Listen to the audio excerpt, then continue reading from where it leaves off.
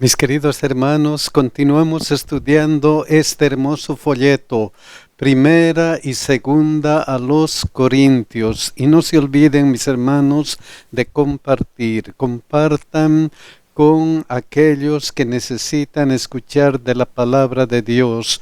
El tema para hoy día es dones espirituales, y para estudiar vamos a orar.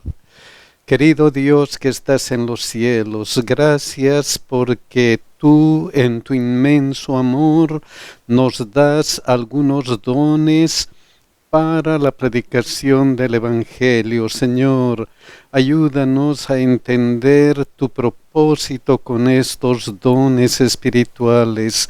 Ayúdanos a que podamos utilizar tus dones para la predicación del Evangelio y para la edificación del cuerpo de Cristo que es la Iglesia. Ayúdanos, Señor, también en nuestras necesidades físicas, mentales y espirituales. Danos tu ayuda, Señor.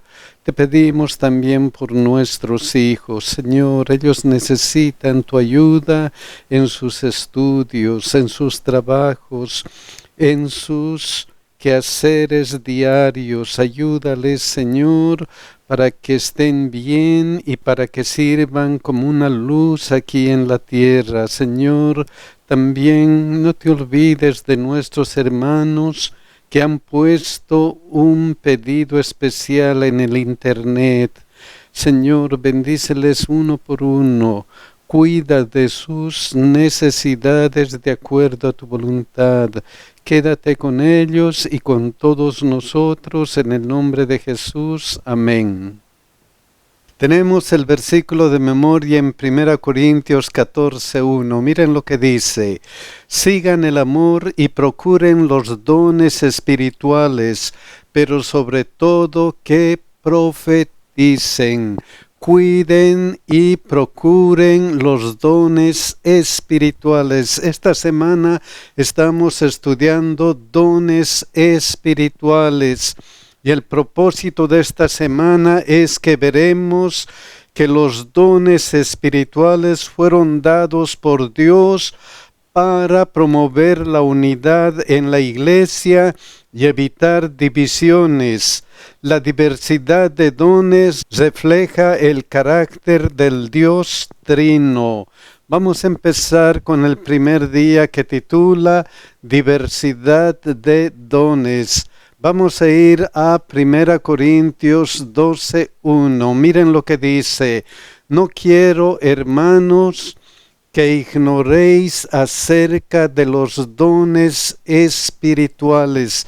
El apóstol Pablo va a hablar sobre los dones espirituales y él no desea, él no quiere que los hermanos ignoren algunas cosas de los dones espirituales. ¿Qué es lo que él no quiere que ignoren? En primer lugar, vamos a ver 1 Corintios 12:2 y 3. Sabéis que cuando erais gentiles, se os extraviaba llevándoos como se os llevaba a los ídolos mudos. Miren lo que dice esta versión. Dios habla hoy. Ustedes saben que cuando todavía no eran creyentes, se dejaban arrastrar ciegamente tras los ídolos mudos. Esta otra versión, Nueva Traducción Viviente. Ustedes saben que cuando todavía eran paganos, fueron llevados por mal camino y arrastrados a rendir culto a ídolos mudos. Entonces, en primer lugar, no ignoren. ¿Qué es lo que no tienen que ignorar? Que pueden ser arrastrados, que pueden ser engañados. Entonces, la primera advertencia, saben que pueden ser engañados como cuando no eran cristianos. ¿Y cómo pueden ser engañados? Miren lo que continúa. Por tanto, os hago saber que nadie que hable por el Espíritu de Dios llama anatema a Jesús. ¿Cómo pueden ser engañados? En primer lugar diciendo, yo hablo por el Espíritu de Dios y Jesús es un anatema. ¿Qué es anatema? Anatema significa maldito, rechazado por Dios, puesto bajo destrucción. Nadie puede decir que Jesús es maldito, es rechazado por Dios, es puesto bajo destrucción. Entonces no quiero que ignoren la regla 1, que es imposible por el Espíritu Santo llamar a Jesús anatema. Si alguno habla por el Espíritu Santo, no puede llamar a Jesús anatema. ¿Por qué? ¿Por qué Jesús es importante? ¿Por qué? Vamos a ver Mateo 1:21. Y darás a luz un hijo y llamará su nombre Jesús, porque él salvará a su pueblo de sus pecados. Entonces Jesús significa Yahvé salva, porque él salvará a su pueblo de sus pecados. Nadie puede llamar a Jesús anatema porque Él es un Salvador. Otro asunto importante de Jesús, Juan 1:41. Este halló primero a su hermano Simón y le dijo, hemos hallado al Mesías, que traducido es el Cristo. Entonces Jesús es el Mesías histórico. Jesús es aquel que el pueblo de Israel estaba esperando. Otro asunto de Jesús está en Filipenses 2:11. Miren lo que dice. Y toda lengua confiese que Jesucristo es el Señor, para gloria de Dios Padre. ¿Qué debería confesarse? Que Jesucristo es el Señor, que Jesucristo es Dios. Entonces, Jesús es el Señor divino, es el Kyrios del que habla la Biblia. Por eso es importante Jesús. Algo más acerca de Jesús. Y nadie puede llamar a Jesús Señor sino por el Espíritu Santo. Nadie puede llamar a Jesús, ¿qué cosa? El Señor divino, a Jesús Dios, sino por el Espíritu Santo. Primera Juan 4:2 confirma esta idea. En esto conoced el Espíritu de Dios. Todo espíritu que confiesa que Jesucristo ha venido en carne es de Dios. Entonces, la regla 2 dice, es imposible sin el Espíritu decir por fe que Jesús es el Señor. Si alguien abre su corazón a Dios, entonces el Espíritu Santo le muestra que Jesucristo es ¿quién? Jesucristo es el Señor divino. Y por eso el apóstol continúa en 1 Corintios 12, 4 al 6. Miren lo que dice. Ahora bien, hay diversidad de dones, pero el Espíritu es el mismo. Entonces, ¿quién? El Espíritu es el mismo. Continúa. Y hay diversidad de ministerios. ¿Qué hay? Diversidad de ministerios. ¿Pero quién? Pero el Señor es el mismo. ¿Quién es el Señor? Jesús Señor. Jesús el Señor divino. Jesús es Dios. Entonces el Señor Jesús es el mismo. Otra cosa importante, y hay diversidad de operaciones, pero Dios que hace todas las cosas en todos es el mismo. En esta ocasión, Dios es el mismo. Dios el Espíritu, Dios el Hijo y Dios el Padre. Las tres personas de la divinidad. Con esa idea vamos a ir al segundo día que titula Unidad en la diversidad. Hemos dicho que hay diversidad de dones, pero que el Espíritu es el mismo, que hay diversidad de ministerios, pero que el Señor, en este caso Jesús, es el mismo, que hay diversidad de operaciones, que en este caso Dios el Padre es el mismo. Y miren lo que dice Deuteronomio 6:4. Oye Israel, Jehová nuestro Dios, Jehová uno es. El Dios Espíritu, el Dios Hijo, el Dios Padre son uno con diversidad de funciones para ayudar a la iglesia. Por eso 1 Corintios 12 al 13 dice: porque así como el cuerpo es uno y tiene muchos miembros, pero todos los miembros del cuerpo, siendo muchos, son un solo cuerpo.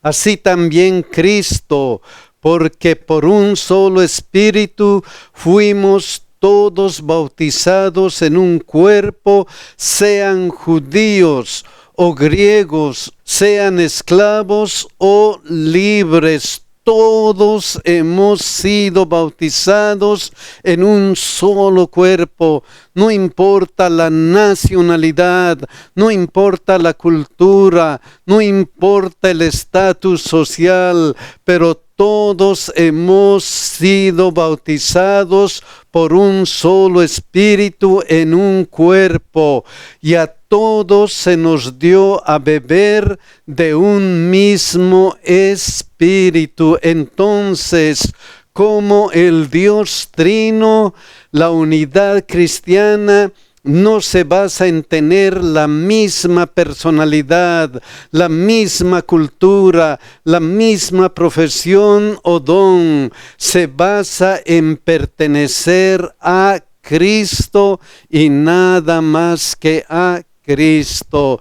Y si somos un cuerpo, ¿qué tenemos que saber acerca de la unidad de la iglesia? ¿Qué tienen que saber los miembros? Vamos a ver algunas cosas importantes. 1 Corintios 12, 14 al 16. Además, el cuerpo no es un solo miembro, sino muchos. Si dijere el pie, porque no soy mano, no soy del cuerpo, por eso no será del cuerpo.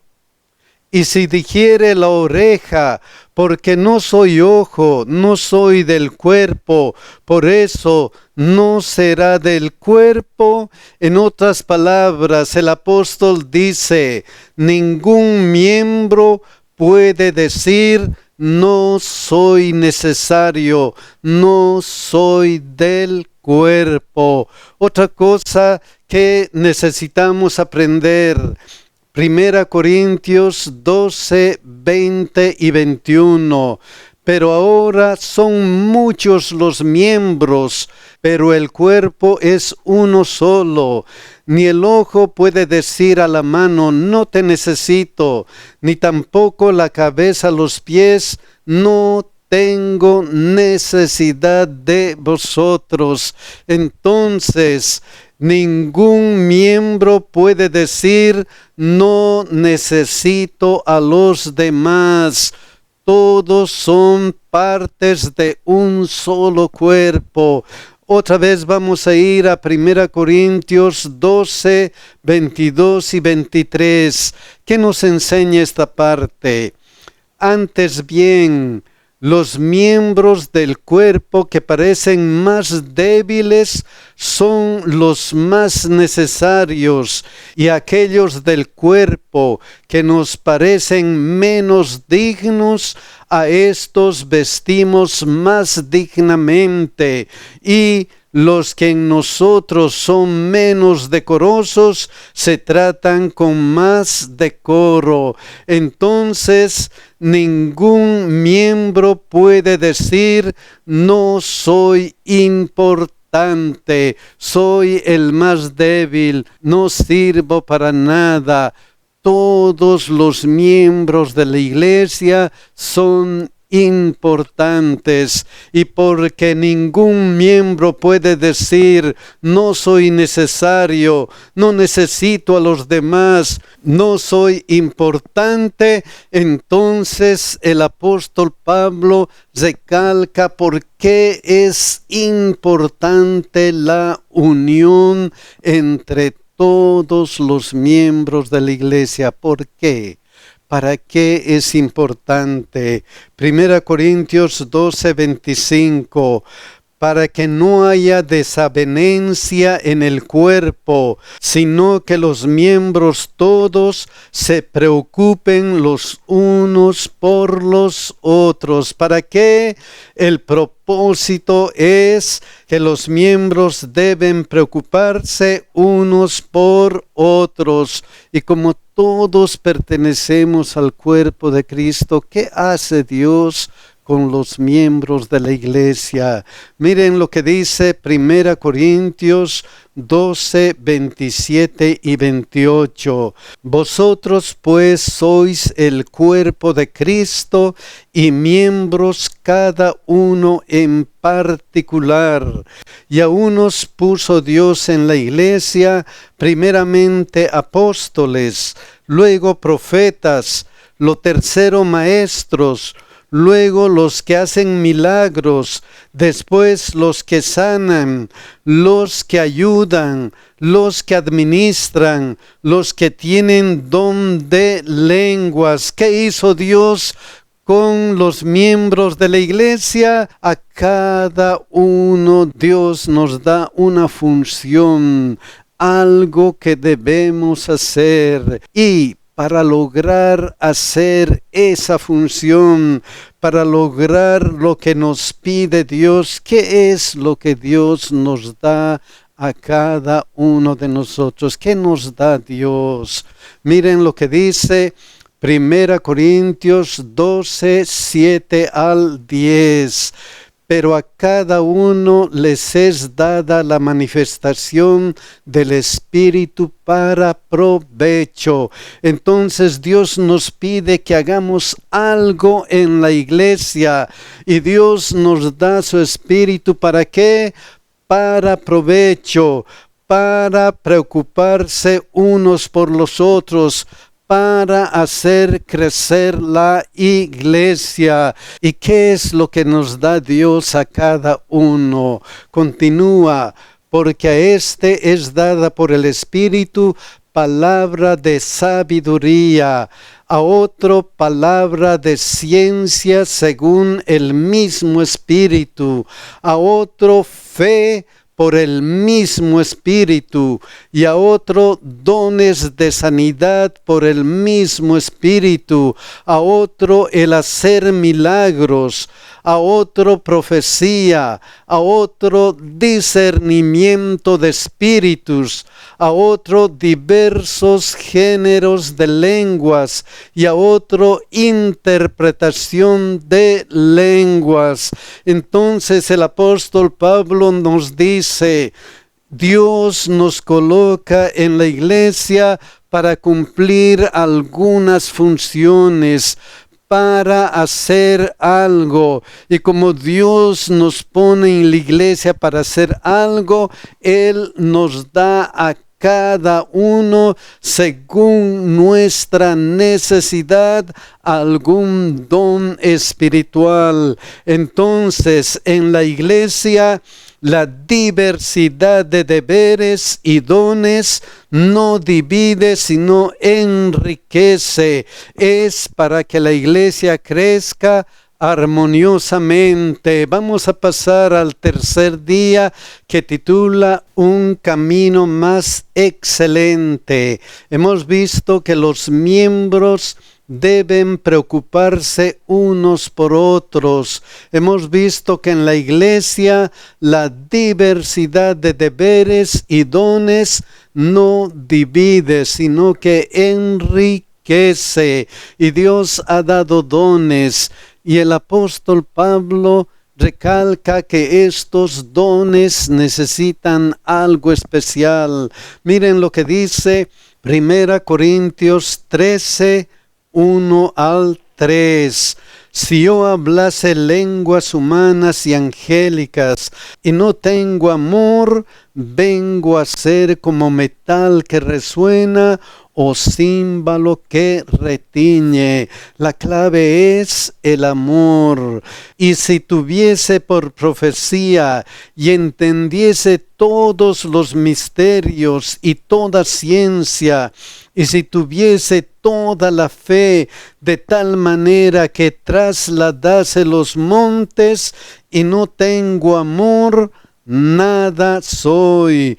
Y si se partiese todos mis bienes para dar de comer a los pobres, y si entregase mi cuerpo para ser quemado y no tengo amor, de nada me sirve. Entonces, la clave para que los dones especiales, la clave para que los deberes que se hacen en la iglesia funcione es ¿qué cosa? Es el amor. Los dones sin amor pierden su verdadero propósito, no tienen valor. ¿Y qué es el amor?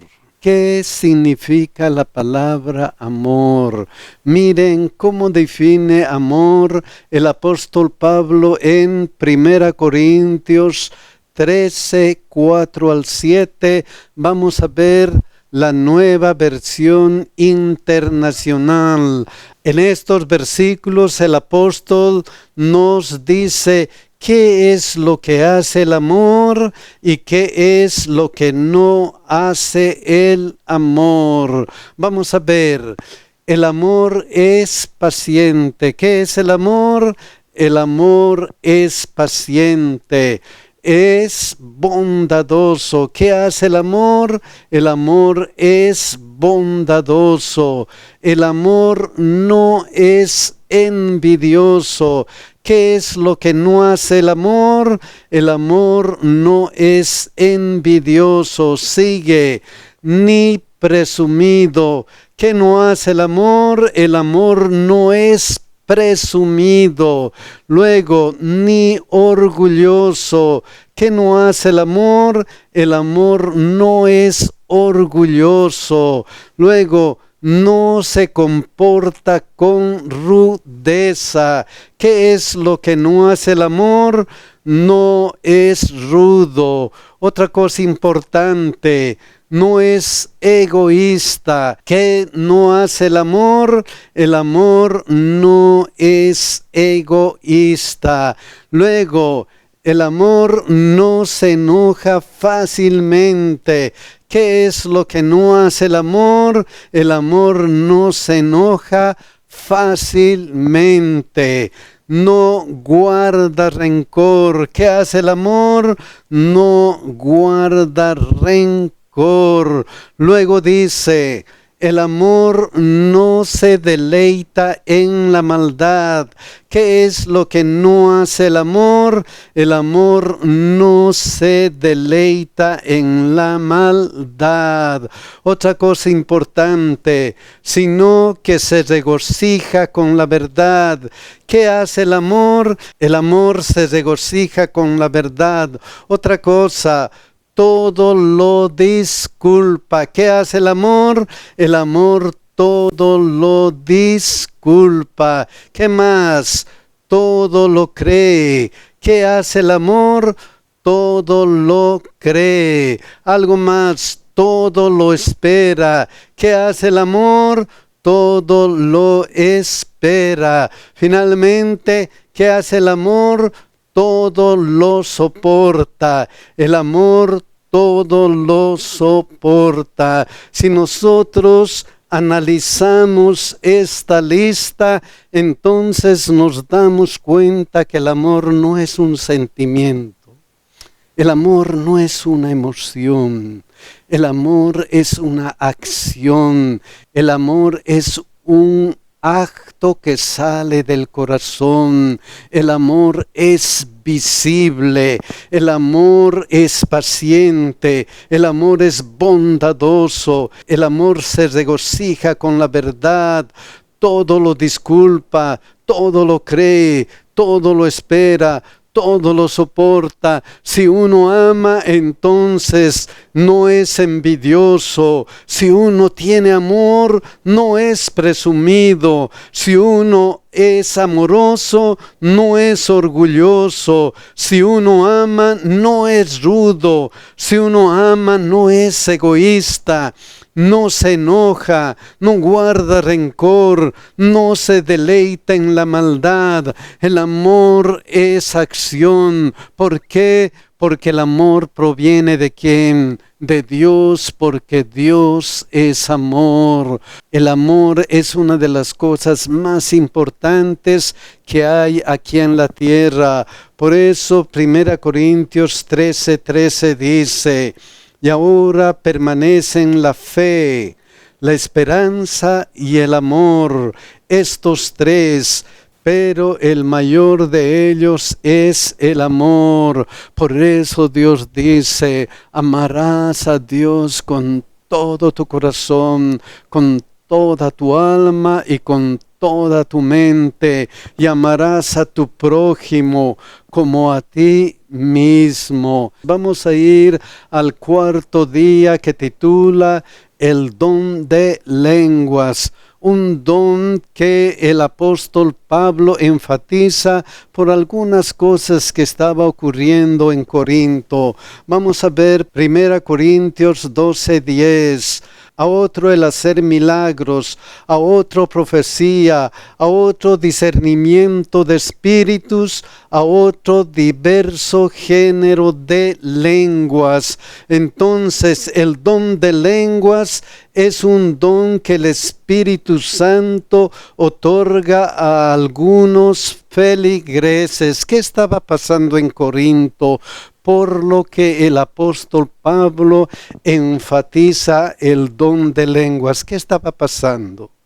Miren lo que dice 1 Corintios 14:23. Si pues toda la iglesia se reúne en un solo lugar y todos hablan en lenguas y entran indoctos o incrédulos, ¿no dirán que estáis locos? ¿Qué estaba pasando en Corinto? Se abusaba del don de lenguas, causando desorden. Todos decían tener el don de lenguas y había un desorden único en la iglesia. Entonces el apóstol Pablo da algunas pautas. Miren lo que dice 1 Corintios 14, 39 y 40. Así que, hermanos, procurad profetizar y no impidáis el hablar lenguas, pero hágase todo decentemente y con orden. Cuidado que hagan alboroto. Pueden tener el don de lenguas, pero háganlo todo decentemente y con orden.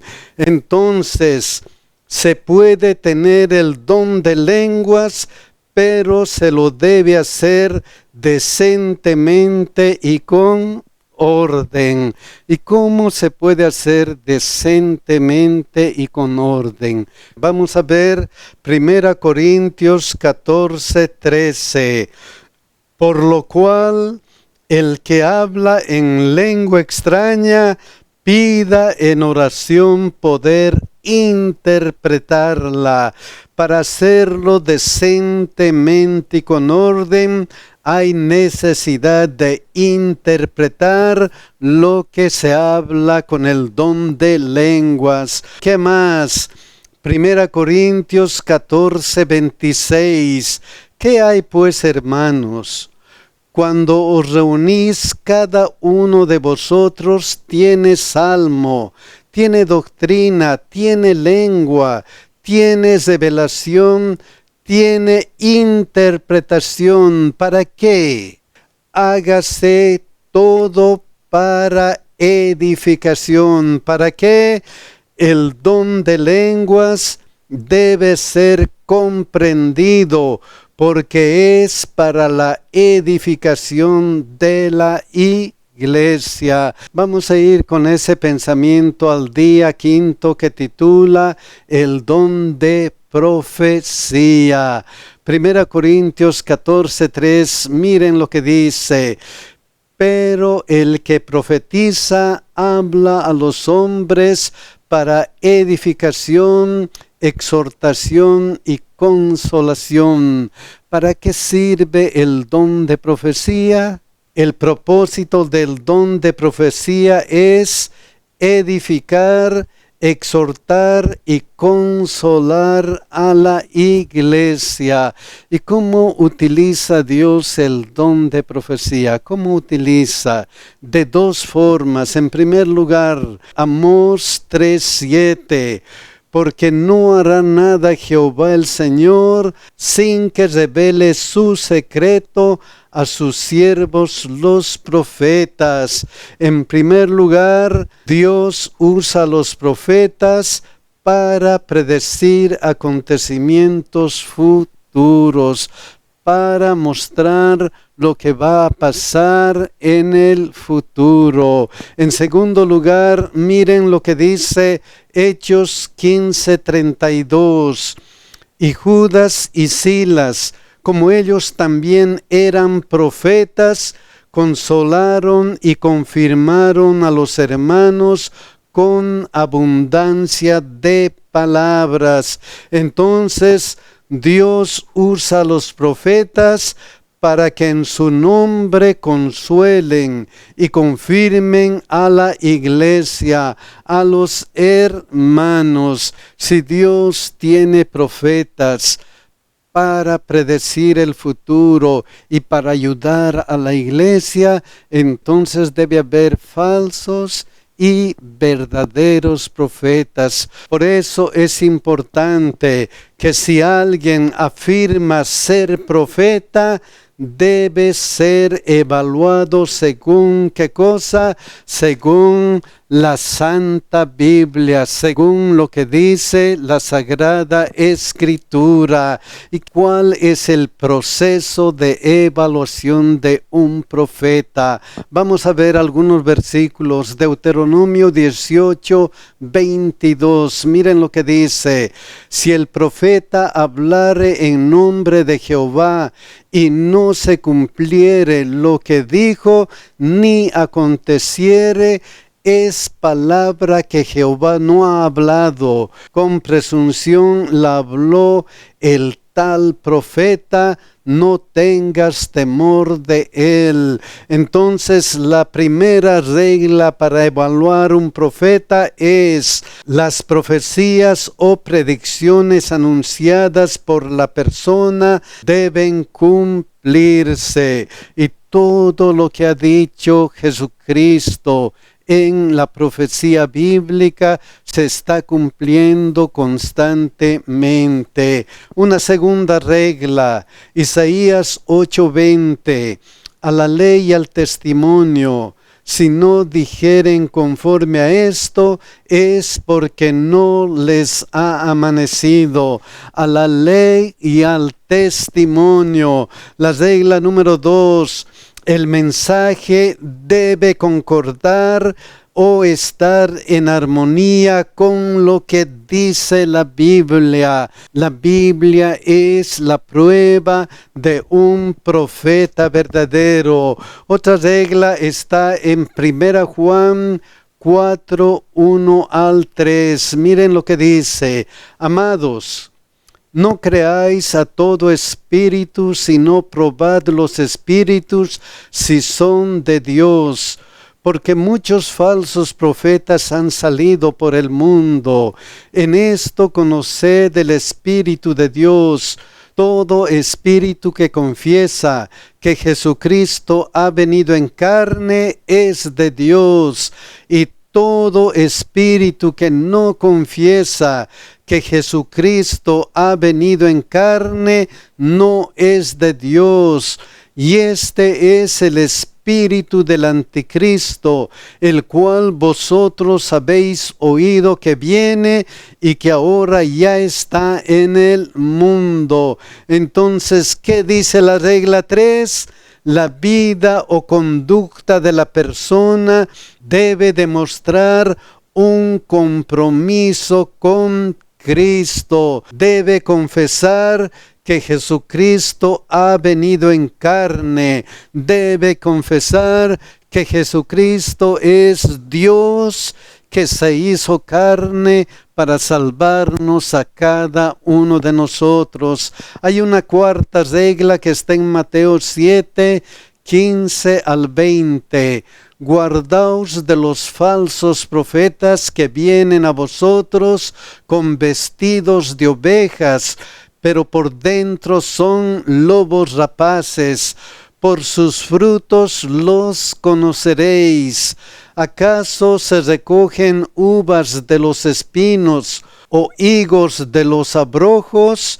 Así, todo buen árbol da buenos frutos, pero el árbol malo da frutos malos. No puede el buen árbol dar malos frutos, ni el árbol malo dar frutos buenos.